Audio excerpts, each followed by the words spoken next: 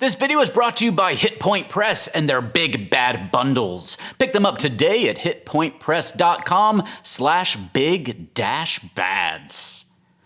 And by our very own Kobold plush Kickstarter launching on April 12th.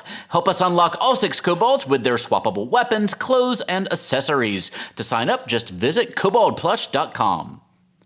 Hello and welcome to the Gallant Goblin. Today we are continuing our coverage of the newest adventure for Dungeons & Dragons, Critical Role Call of the Netherdeep. You can see my full review with my own DM tips and the pros and cons of the adventure at the eye in the corner of your screen right now. And also I interviewed co-author Sadie Lowry in a video that is now occupying the eye in the upper corner of your screen there. But today I wanted to introduce you to one of the project leads who, along with Christopher Perkins and Matthew Mercer, brought this adventure to life, Mr. James Haeck. James's work for D&D just in the last couple of years is almost too long to list. They were the head writer for D&D Beyond, where they wrote a ton of great encounters that you could add to your adventures. He is also the co-writer for Waterdeep Dragon Heist, Baldur's Gate Descent into Avernus, The Explorer's Guide to Wildemount, and the Tal'Dorei campaign setting Reborn. And they're the current head of Fables for Ghostfire Gaming, which I'll be asking them about too. James's contributions to Dungeons & Dragons are innumerable, and I am honored to have him joining us today. So without further ado, let's welcome James Haeck. James, thank you for joining us today. Hello. Oh, thank you so much for having me on the show. I'm very excited to be talking with you again. How have you been? It's been a while since I've talked to you. Oh my goodness. I think we last saw each other at D&D Live back in 2019. Descent to Avernus was just being announced. It's been a long pandemic, man. I think that was the last time I really was around people, just in general, Yeah, you and really. everybody else. You have been so busy since then with all the Critical Role books that have come out with Wildemount and Tal'Dorei Reborn and Netherdeep, among, Descent into Avernus and Dragon Heist Waterdeep, like so many books. You've been so busy. How have you managed to kind of just deal with all these projects? Like, I guess, pandemic, you're home, you can just write. Like, has it been fun? Have you been enjoying yourself? Well, Cap, my secret is that I don't sleep. Well, here's the thing. I consider myself extremely lucky to be one of a handful of people who are able to do RPG writing full time, and I really want to make the most of the opportunity that I've grabbed for myself, the privileges that I have, and when it comes to leading books, things like Netherdeep or the stuff I'm doing with Ghostfire Gaming right now or anything like that, my goal is to create a big tent and pull in as many awesome writers who have either done a lot of great work in the past or whose work I've seen and I think deserve a shot at something big. I really want to give people something fun to play with, whether that's the writers who I'm working with or the people who actually play the adventure once it's been published. I 100% agree with you. That's something that we've been trying to do here. And like through these interviews, I hope that we can bring like people like you who are well known in the community, but also people like Sadie who may not be as well known and kind of introduce them to our audience and the other creators out there. Like, I just wanted to ask you to start with about Netherdeep here. What was it that excited you most about this particular adventure when you got started on it? This adventure started when Matthew Mercer called me while I was driving one day, and I, pulled over to the side of the road because I looked at my caller ID and was like, oh, wow. Okay. After he and I co-wrote the original Tal'Dorei campaign setting together, and then he was a project lead on Explorer's Guide to Wildemount, and I was just sort of one of a handful of writers who were working on it. We'd had a lot of back and forth conversations about how important the world of Exandria was to him, and how important that he is able to trust people to treat Exandria with the same care that he would. And I was extremely flattered when he basically said to me that he does trust me to treat Exandria with that level of care and find people as well, writers who will work with me and give it that same level of respect and care and interest. So, that was the beginning of this project, and what an auspicious beginning it was, because from there, there was a lot of responsibility in my hands. Matt was involved in the production of this book, but he didn't do a lot of the writing on it himself in the way he did for Wildmount or for Taldore. And so while he was present at every writers' meeting with me and our three writers, Cassandra Kaw, Latia Jacqui, and Sadie Lowry, and ultimately Mackenzie DeArmas as well, he took a rather hands-off approach with this book compared to other ones, because he was doing like an animated series at the time, just little things, little drains on his on his time. So ultimately, I felt, and I think a lot of the writers, if not all of the writers who worked with me, felt the same, is that we were given a great honor to be kind of the stewards of Exandria, shepherds along the path, not to take it and start playing a different ball game, but to look at what was there already, to think, how can we move this world in an interesting and novel direction without disturbing what makes it so fun, exciting, and interesting to the critters who love it already. Right. A big part of that was exploring a mystery that has hounded fans of Critical Role since somewhere in the middle of Campaign 2, the mystery of the Vermilion Moon Ruidus. Mm-hmm. And really, it was perfect timing, because I think, as some critters have seen already, Ruidus is playing more of a significant role in Campaign 3 of Critical Role than it has in the past, right? In Campaign 1, players didn't even know there was more than one moon. There was a big reveal near the beginning of Campaign 2 where they're like, wait, there's two moons? And since then, there have been sort of conspiracy theories bubbling beneath the surface, as Matt sort of makes vague allusions to the sinister nature of the small, unpredictable Vermilion satellite that orbits around Exandria.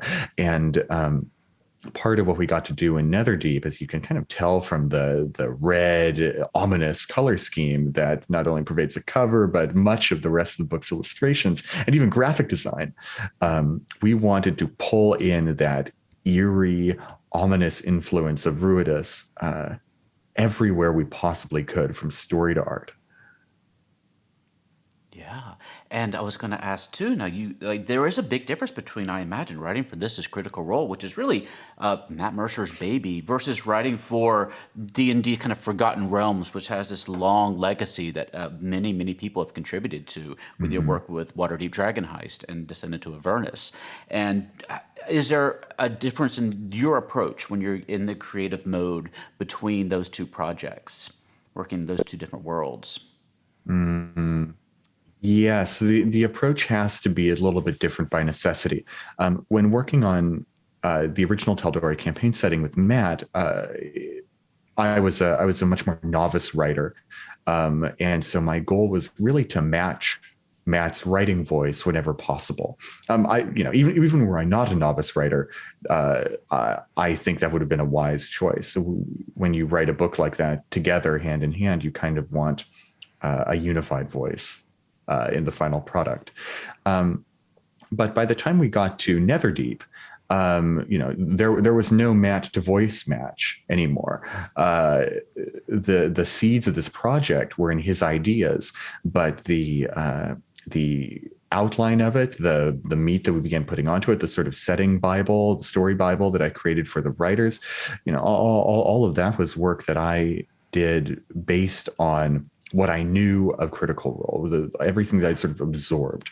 So rather than being kind of like a parrot, a mimic, doing my best to imitate Matt's style, my goal now was to have sort of synthesized everything about Critical Role, everything I know about Matt Mercer as a person, everything I know about his influences, and kind of create a sort of Matt headspace in my head, and then just let Joey the writer take over and go. So, Matt is a big fan of obscure anime, 80s, 90s anime, Final Fantasy. You should see his Sephiroth cosplay from from a decade or so ago. It's fantastic. He loves the final boss fights with, creatures, with characters like Kefka and Sephiroth and the likes of those. And when we were going from story and into concept art, especially, we really wanted to find something that screamed, this could have been dredged from the depths of Matt's mind. He also is, he adores his sort of gory, gruesome fantasy as well. He loves his messed up creatures. And so how can we do something that feels heroic and kind of in the vein of JRPGs and also messy and ugly, but also emotional and character driven? And so all of those sort of influences eventually synthesized into the story outline and story Bible for Netherdeep that the writing team took and just ran with weekly guidance from me and Matt as we sort of watched the book come together and did our own sort of tinkering all amidst the process. It's amazing. And there's a lot of, I'm sorry, you were going to say something else? Yeah, I realized that I kind of took your question and went in one direction with it. There's one more thing I want to say, because as the sort of super title shows, this is a critical role adventure. This is not just an adventure set in Exandria. This is an adventure that bears the critical role title. And people who are fans of Critical Role expect a certain quality out of that, not just in sort of what are Matt Mercer's preferences, but if you watch, say, Exandria Unlimited, Matt's not the DM for that. Abria Yengar is the magnificent DM for that. And yet there's still something distinctly Critical Role about it. And so, I imagine myself, okay, well, if I was in the DM chair, how would I invoke this feeling of Critical Role without just trying to be Matthew Mercer? And the biggest thing in that is that, well, there are several biggest things. It starts with history. Exandria has a deep and mythic history, and many of its stories stem from something that happened far back in the past related to an event called the Calamity, a war between gods and mortals and evil gods.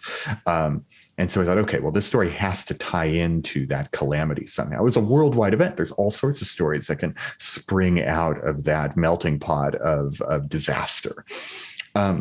Another thing is that the villain had to be extremely strong as a character, not as a monster, but as a character. Critical Role's best villains are ones that you get to know and begin to hate.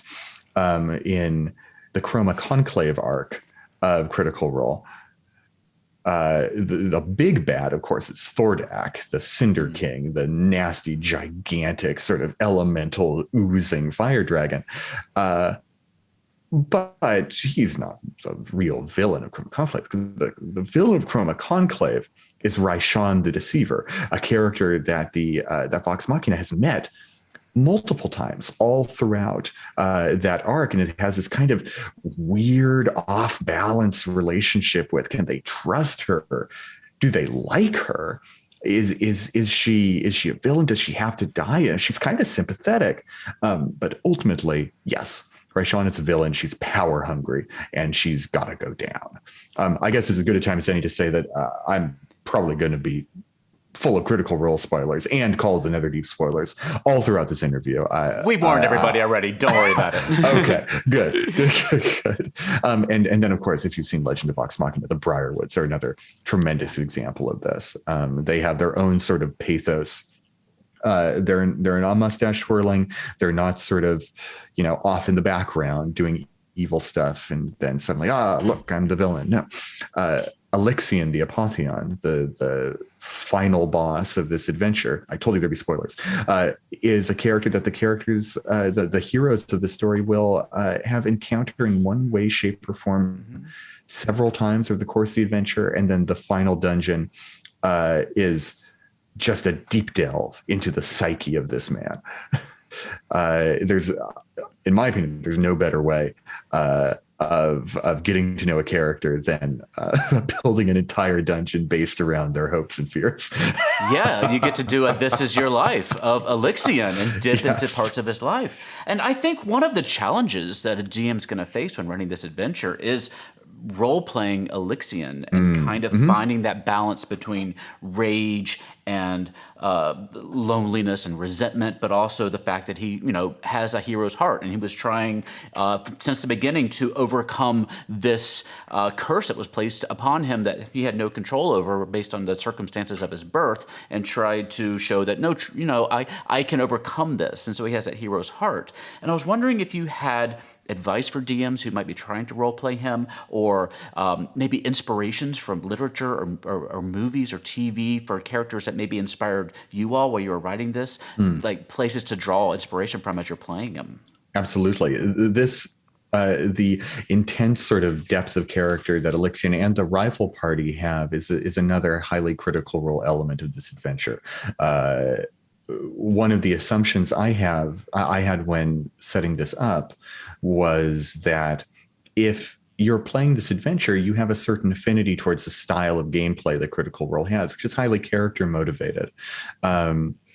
There's a balance to be found, right, between how much sort of acting advice do we give and how much do we just sort of like trust the DM to run with it. And this is a perfect time for me to just sort of speak to advice rather than filling up the book with it, where page count is very precious.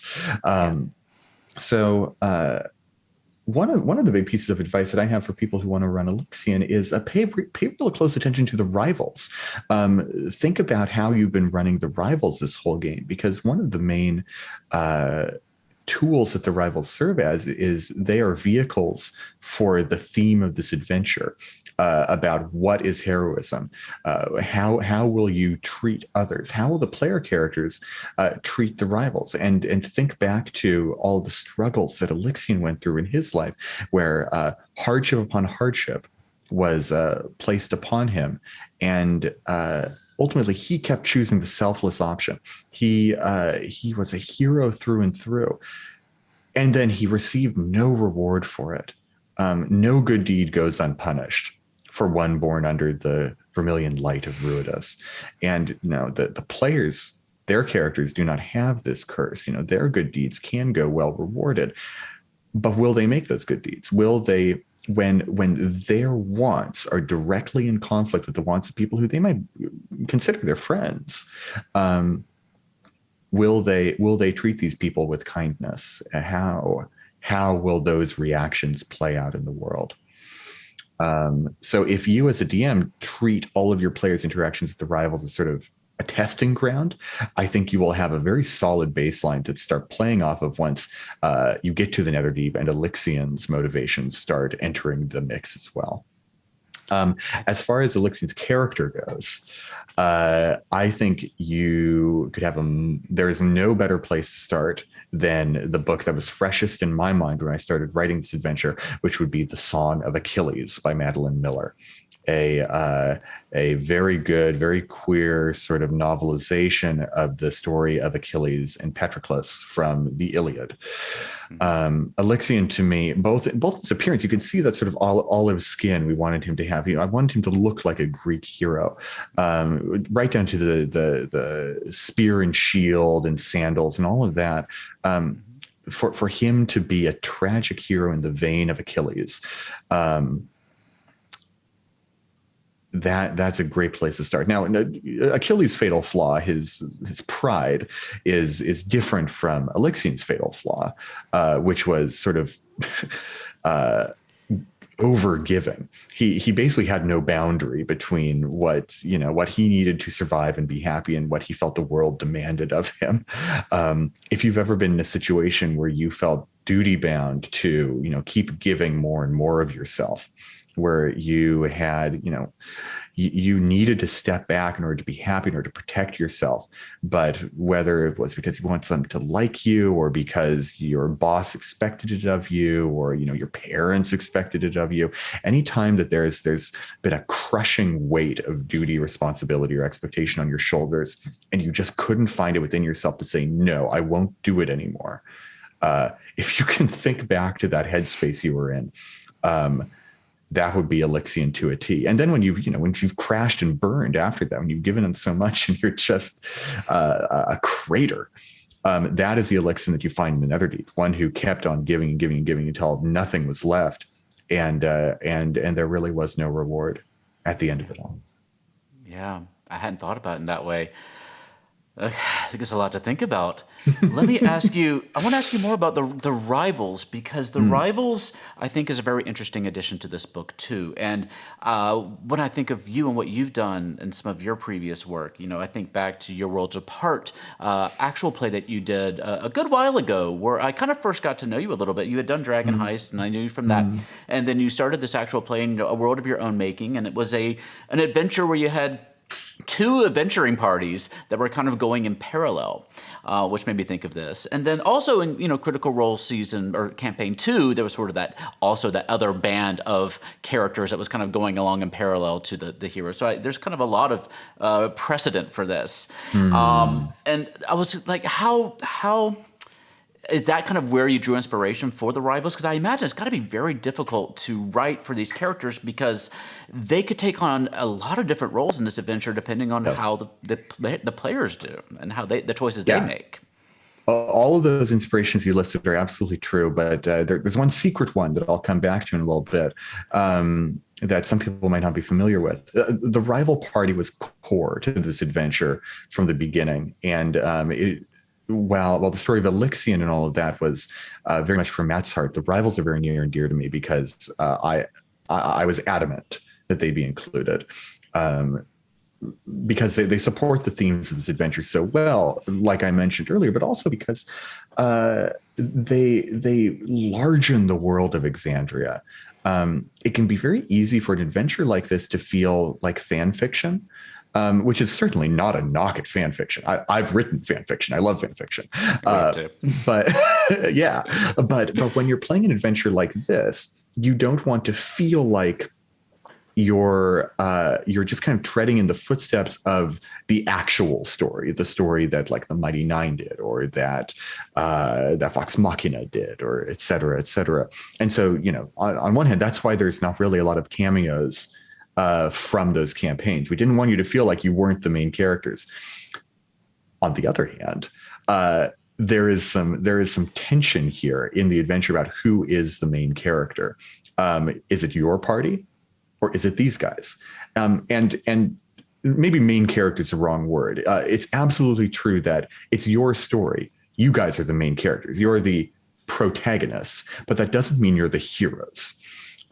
Exandria really thrives when, even though it's big and heroic, it's always got these shades of gray involved as well. If you watch Legends of Vox Machina, you'll see that Vox Machina themselves kind of suck at the very beginning. They're not really good people.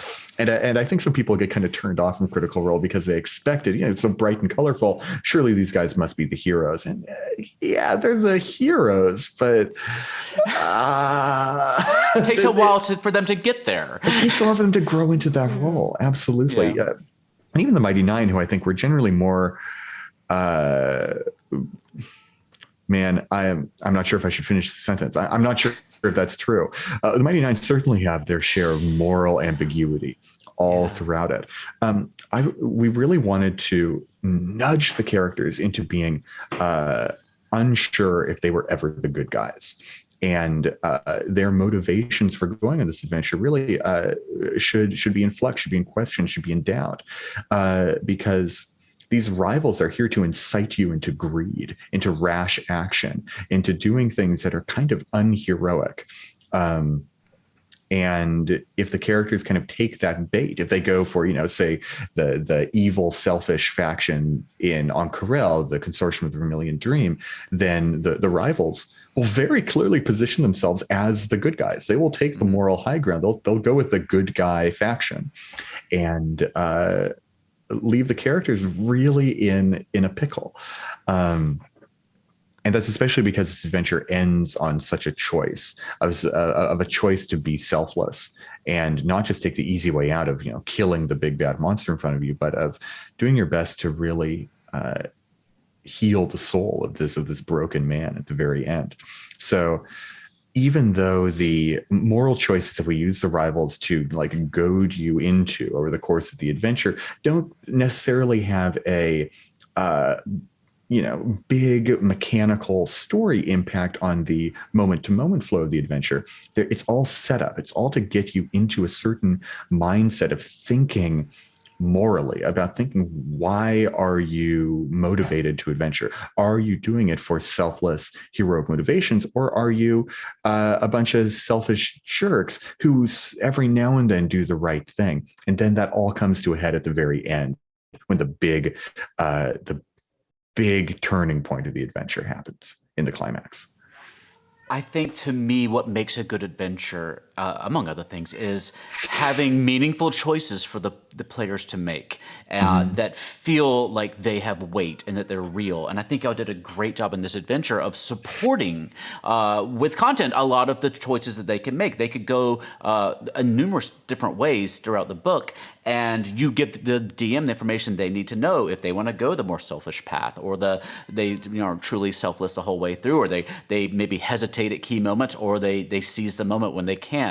And I think that that's a really what really makes to me this adventure kind of a step above a lot of the other ones that are out there. And I know that's got to be difficult to write, but I think that that challenge that y'all took on, that level of difficulty, has really paid off here. And a lot of people are really just getting their hands on this adventure right now. I know that you've worked on it for a long time ago, and you probably haven't touched it in a while, but folks are just getting their hands on. I wonder if you had any other advice. You've given a lot of information, I think, that can help the GMs when they're getting started with this, but anything else you think that they should know going into this that will help them shape this adventure to be something truly memorable for their players? Yeah, well, first of all, I just want to say thank you for all your kind words. I mean, this adventure has been a part of my life for several years now, and it's really meaningful to me. I really feel it's my baby, and so to hear you speak so highly of it, it means a lot to me. But I also recognize it's a pretty challenging adventure to run. If you're a new DM leaping into it, we've done our best to give you advice throughout the book on how to run some of these challenging situations, especially social situations. But yeah, here's what I would say to new DMs leaping into this adventure. If you've never run a game of D&D before, if you've only run a couple, and you're looking to kind of get your bearings before running it, I would highly recommend looking inside Explorer's Guide to Wildmount and running the first level adventure that friend of Critical Role photographer, excellent game designer Chris Lockey wrote, Unwelcome Spirits. It's set in the Wastes of Xhorhas, very close to Jigao. If you wanted to get a little funky with it, I think you could even make one of the rivals the quest giver. I think it would be cool if Iojabe gave the characters this quest to begin with, or, if not gave the quest and was like seen in the beginning of the quest. And just sort of treat that adventure as a training ground, a DM training ground for you.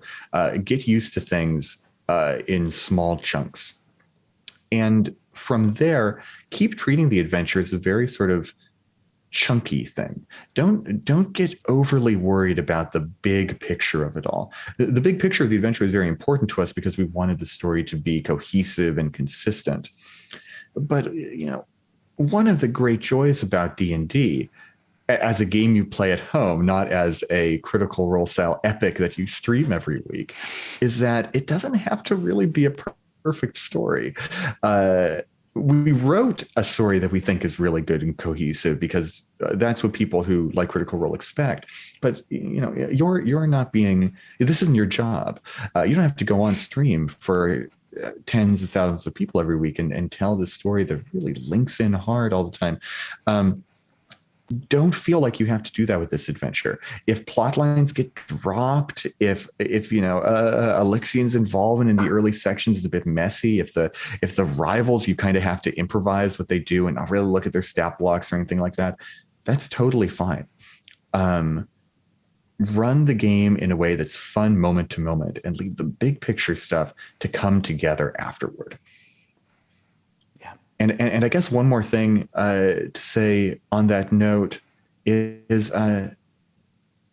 don't feel like you have to be Matt Mercer. I did my best to get into Matt Mercer's head while writing this book, but you don't have to get into Matt Mercer's head while running it. You don't have to do funny voices. You don't have to, you don't have to be something you're not. You're probably not a professional voice actor who's worked for 10 plus years in Hollywood, 20 plus years in Hollywood. You have your own special set of skills that you can bring to this story, whether that's with maybe you make paper miniatures that you really love, and so that's the way you add flavor and character to your story. Maybe you own a lot of money and you want to buy a lot of miniatures or something like that, or maybe you love music, and so you go trawling through all of your video game soundtracks and movie soundtracks and create amazing playlists for every single dungeon in this adventure and town. That is what drives you. Find what drives you. Find what speaks to you about this adventure. Find something that makes you love DMing about it and focus on that as you do it. Everything else, every other expectation. I should talk about this. The expectations might not just be your own. Your players might have expectations. More ink has been spilled about the Matt Mercer effect than I think it warrants, especially when it comes down to this. Just like you shouldn't expect yourself to be Matt Mercer, your players should not expect you to be Matt Mercer either. And if they do, that's an expectation to clarify and nip in the bud very, very early on. One thing Critical Role does that I think you should emulate is they talk a lot off camera, away from the gaming table, about what they want and what they expect and what would be good for the game they're playing. They may do it a little bit more than you may have to because theirs is also a videotape production, but having a session 0 in which you go over your expectations, lay out things you want, lay out things you don't want, and do all of that legwork before the adventure begins will really improve your experience. And I truly believe if you're worried about sort of the Mercer effect getting you, it will solve that problem. Because you will set an expectation that you are your own person, your own DM, and you are not the DM of Critical Role, and you've got your own skills and talents to bring to the table. Yeah, I appreciate that. I think that folks need to hear that, especially folks who are just coming in, who maybe have Critical Role from their players or themselves that they've watched, and they're trying to emulate, especially with a book with Critical Role on the cover. So I think that's a really good thing to share with us. I also wanted to ask you today, though. Oh, sorry. Go ahead. Oh, no, I was just going to harp more on the Mercer effect, but I think I've said enough. Yes, we could go on pulling at this thread for ages, but I think what I said stands. No more need to be said. And I was going to say, one thing we talk about on our channel here is, a lot of what we do here at the Gallant Goblin is review minis, and minis are expensive. Having all these figures at your table, and what we like to say to everybody is that all these are kind of enhancements to your imagination, and these are just one of the tools that you can bring to the table, and there's innumerable other ones, and we are doing our best to kind of share with y'all other things. Like, not everybody's going to have a Beetle and Grimm's $500 box set to bring to the table, but and we've talked even on the channel about using like coins and little tokens and printable things and drawings as minis and like graph paper, and there's a lot of ways to play D&D, and all you really need are friends and Paradise and the rules, which are free online. You don't even need dice anymore. As long as you have an internet connection, you can just ask your Echo in the house to roll the dice for you, is what I do half the time. I think it's very dramatic. You ask the Echo, oh, that was a big attack that just happened. I need my Echo to roll 10d6, and you have to sit there and listen to read them one by one. So, I appreciate that. But I also wanted to ask you today about your current work for Ghostfire Games, where you are the, quote, head of Fables. And I wonder if you could tell us a little bit about that, because we may not be familiar with that. Yeah. So if you're unfamiliar with Fables, a new adventure series by Ghostfire Gaming, Ghostfire published a hit dark fantasy setting for 5th edition called Grim Hollow. It was a huge Kickstarter. There's 3 books out there: Grim Hollow, the campaign guide, the player's guide, and the monster grimoire, that are all sort of introductions to this dark, gritty, morally gray, and sort of anti-heroic setting. I love The Witcher. And I think if I wanted to get sort of a Witcher feel out of 5e, I would play Grim Hollow. Anyway, Fables is an subscription adventure series. Every month, we will send you a big booklet of adventure. We'll send you all of the maps and tokens and basically everything you need to play it, save the dice. To play through a month or more worth of adventure every month. And over the course of 6 months, 6 episodes for this fable will come out and tell an ongoing adventure story. Our first fable is set in Grim Hollow. It's set in the vampire-dominated lands of Astoya, where high noble vampires sit atop their sanguine heights and rule the lightless, sunless land from on high. And ultimately, this is a story of honestly, much like Netherdeep, a story of hard choices, of deciding whether or not you will choose to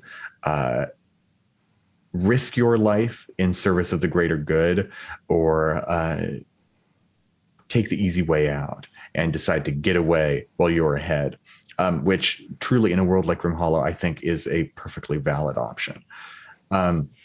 It's dark and gritty, and it goes from 1st to 13th level, where things get very wild and highly magical in this particular new world.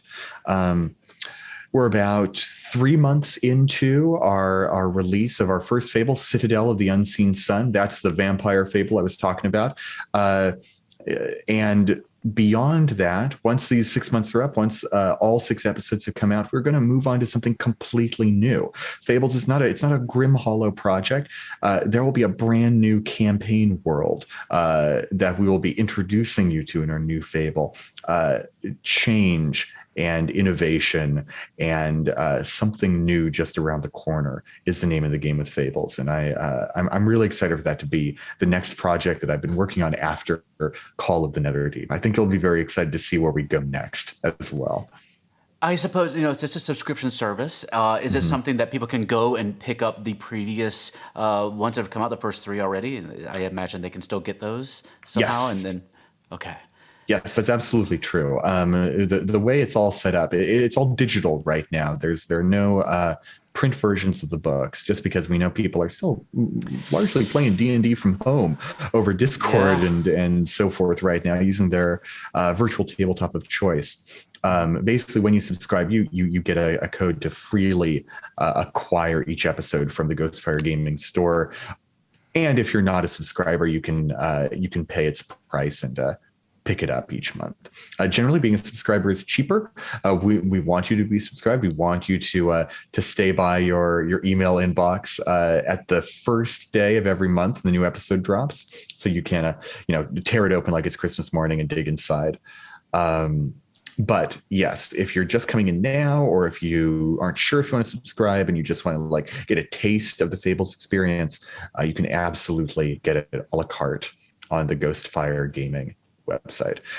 This all sounded a little bit much like an ad to me, so let me just append it by saying this is one of the most fun projects I've ever had the chance to lead. A very similar situation to working on Call of the Netherdeep, where I gathered together a group of very talented writers. They're writers that I have found to be doing amazing work in the TTRPG industry, the D&D space in particular, who may not have received the recognition that I think they deserve yet, whether that's because they're working kind of on the DM's Guild, or they've had small projects through other small presses. And I'm just or they've, been one of many writers on a WotC book. For instance, 2 of our writers, Ann Gregerson and Sarah Madsen, on Citadel of the Unseen Sun, were both involved in Rime of the Frost Maiden.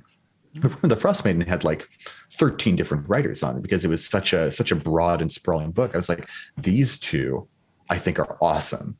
I've read what they wrote, and I would love to just hand them over a huge chunk of adventure and see what vile evilness they come up with within the Grim Hollow boundaries. I know you probably don't have the whole list in front of you. Do you have other authors that have been working on it that you want to call out here? Not to put you on the spot too much. No. I know their names right off the top of my head. The first episode was written by myself and HTT Paladin, one of the leads on Islands of Sina Una.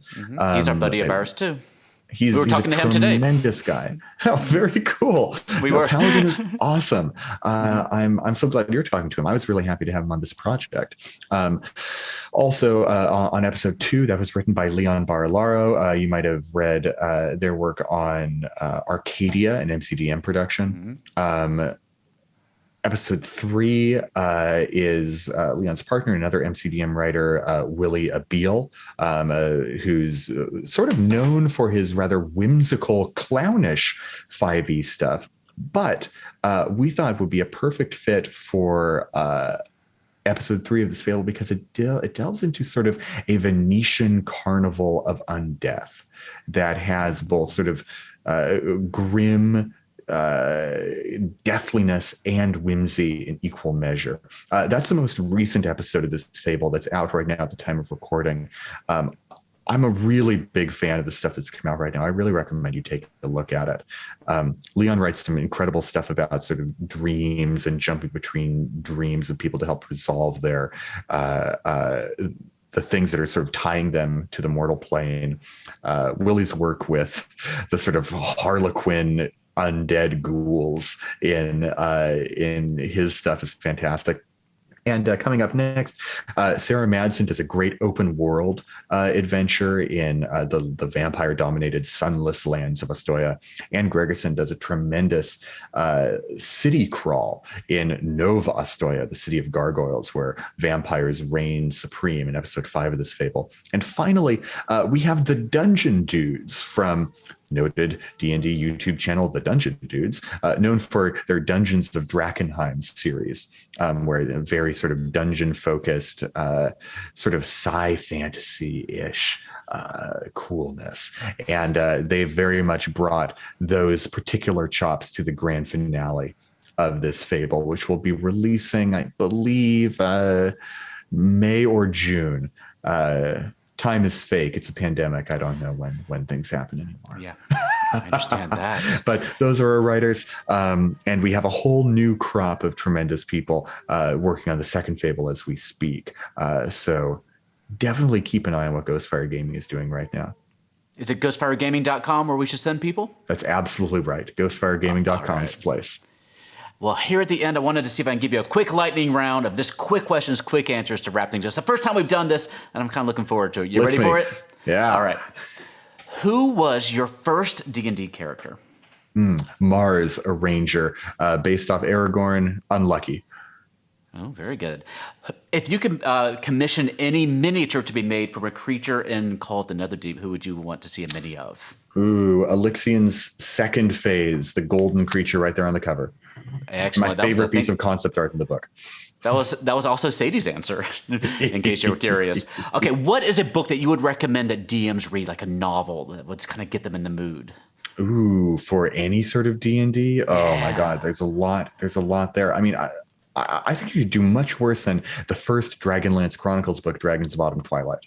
Classic, excellent. Extremely D&D, especially the dungeon crawl they do kind of in the back half of the book. Awesome stuff. It. What is your favorite D&D spell? Oh, God. Maybe one that doesn't get a lot of love. Is there something that this has a lot of story potential, maybe? Yeah. Anything jump to mind? I am a big fan of... this is tough. Oh, you really put me on the spot for this, and everyone else is easy. I'm sorry. There's a lot of spells to choose from, too. I am a big fan. Okay. I'm a big fan of Phantom Steed. And I think the Phantom Steed in 5e is not nearly as silly as it was in 3rd edition when I really fell in love with it, because Phantom Steed back in 3rd edition, it's the speed of the horse you summon scaled based on your caster level, which means that eventually we get rocket horses that would just blaze at light speed across the countryside, which I always found delightful. That's amazing. Okay, who is your favorite fictional hero, at least at the moment? Ooh, favorite fictional hero. Geralt of Rivia. Oh, very good. How about your favorite fictional villain? I can't answer this question. I love too many villains. Just choose the first one that comes to mind. Sweeney Todd, Demon Barber of Fleet Street. Ooh, that's a good answer. Last question. Why do you love D&D? A million reasons, but the number one is I get to tell stories with my friends, and we get to see each other every week and share something about ourselves with one another. That's a good answer. And I lied. I have one more question for you.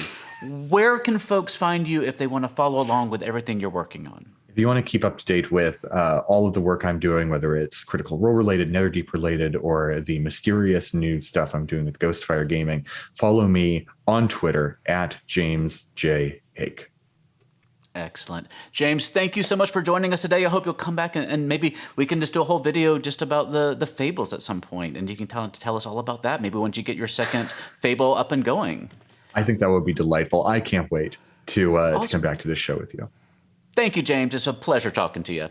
Again, many thanks to James for joining us today. Critical Role Call of the Netherdeep is available now for an MSRP of $49.95. It's also available on D&D Beyond and Roll20 for $29.99. If you have any questions, just let me know in the comment section below. Now, if you're a DM, you've been there. Your players have ignored your carefully placed main plot hooks and are smack dab in the middle of the most obscure village in the furthermost corner of the map possible. You didn't prepare for this. Is it time for another shopping montage? Will you let your players adopt their third middle-aged tavern-dwelling goblin in as many sessions? Don't panic. Hit Point Press has got your back. It's time to break out the big bads. The Big Bad Booklet is a monthly zine of campaign-ready 5e boss monsters. Each Big Bad Booklet comes with a print-and-play PDF with how to play the boss monster, as well as printable reference materials for ease of use. Prepare for any situation your players might throw at you with Big Bad Bundles. Get your favorite bundle of 6 Big Bad Booklets, and you'll never be stuck without a formidable foe again. Take your pick of Big Bads that will best suit your playstyle. Check out the Big Bad Bundles at hitpointpress.com/big-bads.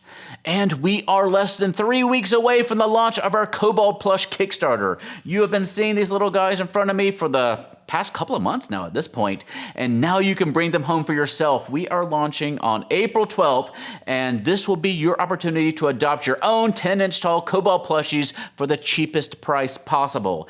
And if we get enough backing on Kickstarter, we'll be able to unlock even more goodies, hopefully including more accessories, like a little spell book here for our warlock and his little dragon staff. We'll have more clothing options, and I don't know, if things go crazy, maybe we'll have even more kobolds. And yes, you can swap out most of their little items and clothing pieces to make just the adventuring party that you want.